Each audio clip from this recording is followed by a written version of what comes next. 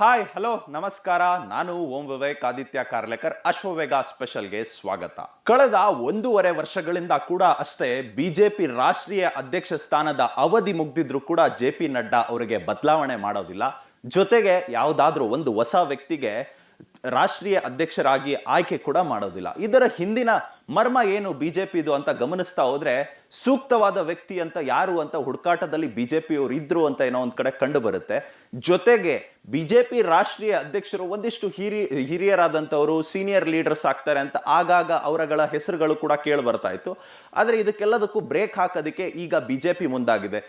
ಕೆಲವೊಂದಿಷ್ಟು ದಿನಗಳ ಹಿಂದೆ ಅಷ್ಟೇ ನಿತಿನ್ ನಬಿ ಅವರಿಗೆ ವರ್ಕಿಂಗ್ ಪ್ರೆಸಿಡೆಂಟ್ ಅಂತ ಆಯ್ಕೆ ಮಾಡಿದ್ರು.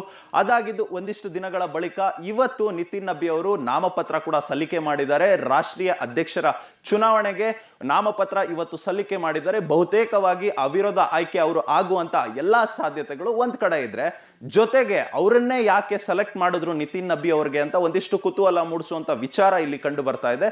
ಯಾಕೆ ಅಂದ್ರೆ ಯಂಗ್ ಅಂಡ್ ಡೈನಾಮಿಕ್ ಆದಂತ ಬ್ಲಡ್ ಅನ್ನ ಹುಡುಕ್ತಾ ಇದ್ರು ಬಿಜೆಪಿ ಅವರು ಮೊದಲಿಗೆ. ಆ ಯಂಗ್ ಅಂಡ್ ಡೈನಾಮಿಕ್ ಬ್ಲಡ್ ಯಾರಿದ್ರು, ಜೊತೆಗೆ 50 ವರ್ಷಕ್ಕೂ ಕಮ್ಮಿ ಇದ್ದಂತ ವ್ಯಕ್ತಿಗೆ ಈ ಬಾರಿ ಆಯ್ಕೆ ಮಾಡೋದಕ್ಕೆ ನಿಜವಾದ ರೀಸನ್ಸ್ ಗಳು ಏನು ಅಂತ ಹುಡುಕ್ತಾ ಹೋದ್ರೆ, ಒಂದ್ ಕಡೆ ನಿತಿನ್ ನಬಿ ಅವರು ಸಕ್ರಿಯ ಕಾರ್ಯಕರ್ತರಾಗಿ ಬಂದಂತವರು ಬಿಜೆಪಿ ಪಕ್ಷಕ್ಕೆ, ಜೊತೆಗೆ ಸಾಕಷ್ಟು ಕೆಲಸಗಳನ್ನ ಬಿಹಾರಲ್ಲೂ ಕೂಡ ಮಾಡಿದ್ದಾರೆ. ಮತ್ತೆ ಒಂದ್ ರೀತಿಯಾಗಿ ಟ್ಯಾಲೆಂಟೆಡ್ ಇದ್ದಾರೆ, ಎಜುಕೇಟೆಡ್ ಇದ್ದಾರೆ. ಮುಂದಿನ ಪೀಳಿಗೆ ಅಂದ್ರೆ ಯೂತ್ಸ್ಗೆ ಪಾಲಿಟಿಕ್ಸ್ಗೆ ಸೆಳೆಯೋದಕ್ಕೆ ನಿತಿನ್ ನಬಿ ಅವ್ರನ್ನ ನಾವು ಆಯ್ಕೆ ಮಾಡಿದ್ರೆ ಸೂಕ್ತ ಅಂತ ಒಂದಿಷ್ಟು ಲೆಕ್ಕಾಚಾರದಲ್ಲಿ ನಿತಿನ್ ನಬಿ ಅವರಿಗೆ ಈಗ ಆಯ್ಕೆ ಮಾಡಿದ್ದಾರೆ. ಆದ್ರೆ ಇದಕ್ಕೂ ಹಿಂದಿನ ವಿಚಾರಗಳನ್ನ ಗಮನಿಸ್ತಾ ಹೋದ್ರೆ ಜೆ.ಪಿ. ನಡ್ಡಾ ಅವ್ರಿಗೂ ಕೂಡ ಇದೇ ರೀತಿಯಾಗಿ ವರ್ಕಿಂಗ್ ಪ್ರೆಸಿಡೆಂಟ್ ಆಗಿ ಆಯ್ಕೆ ಮಾಡಿ ಅದಾದ ಬಳಿಕ ಅವರಿಗೆ ರಾಷ್ಟ್ರೀಯ ಅಧ್ಯಕ್ಷ ಸ್ಥಾನ ಕೊಡ್ತಾರೆ.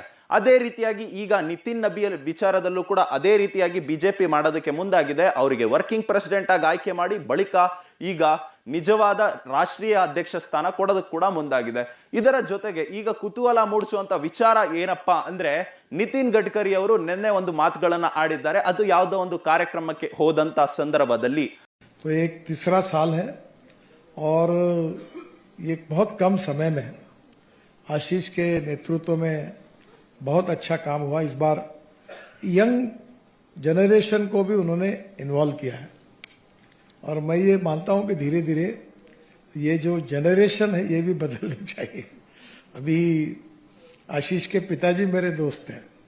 अभी हमको धीरे धीरे अलग रिटायर करना चाहिए और नई नई जनरेशन को जिम्मेदारी देनी चाहिए. और जब गाड़ी ठीक से चलने लगती है तो हमने विड्रॉ के दूसरा काम करना चाहिए. ಅಂದ್ರೆ ಯಂಗ್ ಜನರೇಷನ್ಸ್ ಯಾರ್ಯಾರು ಪಾಲಿಟಿಕ್ಸ್ ಗೆ ಎಂಟ್ರಿ ಕೊಡ್ತಾ ಇರ್ತಾರೆ ಆಗ ನಾವೆಲ್ಲ ಎಕ್ಸಿಟ್ ಕೊಡಬೇಕು ಅನ್ನೋ ಒಂದು ಮಾತನ್ನ ಹೇಳಿದ್ದಾರೆ. ಎಲ್ಲ ಒಂದ್ ಕಡೆ ಇದು ಬಹಳ ಕುತೂಹಲ ಮೂಡಿಸುವಂತ ವಿಚಾರ ಅಂತಾನೆ ಹೇಳ್ಬೋದು.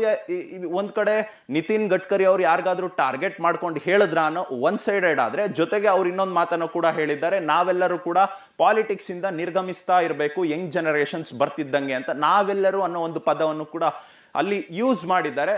ಇದೇನಾದ್ರೂ ನರೇಂದ್ರ ಮೋದಿ ಅವ್ರಿಗೆ ಟಾರ್ಗೆಟೆಡ್ ಆಗಿ ಏನಾದ್ರೂ ಮಾತನಾಡಿದ್ದಾರಾ? ಅವ್ರಿಗೆ ಈಗಾಗಲೇ 75 ವರ್ಷಗಳು ಕೂಡ ಕಳೆದಿದೆ ನರೇಂದ್ರ ಮೋದಿ ಅವರಿಗೆ.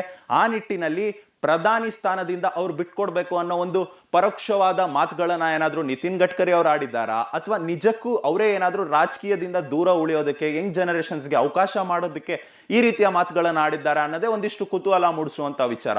ಈ ಹಿಂದೆ RSS ನ ಚೀಫ್ ಆದಂತ ಮೋಹನ್ ಭಾಗವತ್ ಅವರು ಕೂಡ ಇದೇ ಮಾತುಗಳನ್ನ ಆಡಿದ್ರು. 75 ವರ್ಷ ಆದ ಬಳಿಕ ರಾಜಕಾರಣಿಗಳು ಮನೆಗೆ ಹೋಗ್ಬೇಕು ಅನ್ನೋ ಒಂದು ನಿಟ್ಟಿನಲ್ಲಿ ಮಾತುಗಳನ್ನ ಆಡಿದ್ರು. ಆದ್ರೆ ಅದಾದ ಬಳಿಕ 2 ದಿನಗಳಿಗೆ ಮತ್ತೆ ಯೂ ಟರ್ನ್ ಹೊಡೆದು ನಾನು ಆ ರೀತಿಯಾದ ಮಾತುಗಳನ್ನ ಆಡಿಲ್ಲ, ಅಂದ್ರೆ ನಿಜಕ್ಕೂ ಕೂಡ ದೇಶ ಆಳುವಂತ ನಾಯಕರು ಎಷ್ಟು ವರ್ಷ ಇದ್ರೆ ಕೂಡ ಸೂಕ್ತ ಅಂತ ಒಂದು ಮಾತುಗಳನ್ನ ಮತ್ತೆ ರಿಟೈನ್ ಆಗಿ ಆ ರೀತಿಯಾಗಿ ಆಡಿದ್ರು RSS ನ ಚೀಫ್ ಆದಂತವರು. ಜೊತೆಗೆ ಈಗ ನಿತಿನ್ ಗಡ್ಕರಿ ಅವರು ಕೂಡ ಇದೇ ರೀತಿಯಾದ ಮಾತುಗಳನ್ನ ಆಡಿದ್ದಾರೆ.